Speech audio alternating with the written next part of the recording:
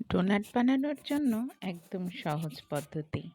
প্রথমেই আমি হালকা উষ্ণ গরম পানি নিয়ে নিলাম। তার মধ্যে আমি ২ চামচের মতন ইস্ট দিলাম। এটা অ্যাক্টিভ আছে কিনা তা বোঝার জন্য আমি কিছুক্ষণ রেখে দিলাম। যদি একটু বুদবুদি ওঠে তাহলে বুঝতে হবে আমার ইস্টটা অ্যাক্টিভ আছে।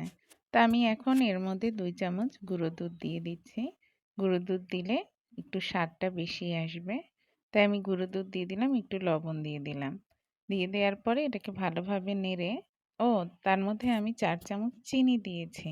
আপনারা যদি একটু বেশি মিষ্টি পছন্দ করেন তাহলে চিনিটা একটু বাড়িয়ে দেবেন। আর একটা ডিম দিয়ে দিলাম। ভালোভাবে নেড়ে চেড়ে নিয়ে এখন এটার মধ্যে আমি দিয়ে দিব আমার মেজারমেন্ট কাপের ৪ কাপের মতন আটা। এতে করে আমার অনেকগুলো ডোনাট হয়ে যাবে। আমি যতটুকু ময়াম করেছিলাম তার অর্ধেকটা দিয়ে ডোনাট বানিয়েছি এবং অর্ধেকটা আমি রেখে দিয়েছিলাম অন্য নাস্তা তৈরি করার জন্য। এর জন্যই আমি বলছি যে আপনারা যতটুকু পরিমাণে করবেন, ২ মেজারমেন্ট কাপের ২ কাপ যদি আপনি নিয়ে নেন তাহলেই আপনার অনেকগুলো ডোনাট হয়ে যায়। তা দেখুন ফুলে ডাবল হয়ে গেছে। আমি রেস্টে রেখে দিয়েছিলাম কিছুক্ষণের জন্য। রেস্টে রেখে দেওয়ার পরে এটার কি অবস্থা হয়ে গেছে।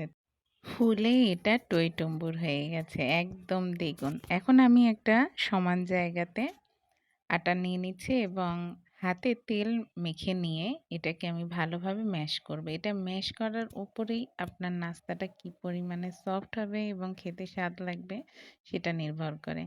আমি আটাটাকে নিয়ে এখানে ভালোভাবে ম্যাশ করতেছি।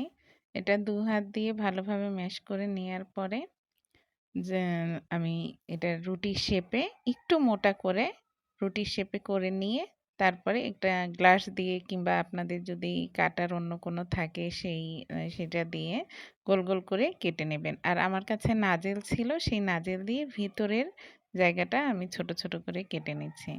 এভাবে কেটে নেয়ার পরে আপনারা এক সাইডে কিছুক্ষণের জন্য রেখে দেবেন। তাহলে ইস্ট যে দেয়া হয়েছে এই কারণে আবার একটু সামান্য ফুলে উঠবে।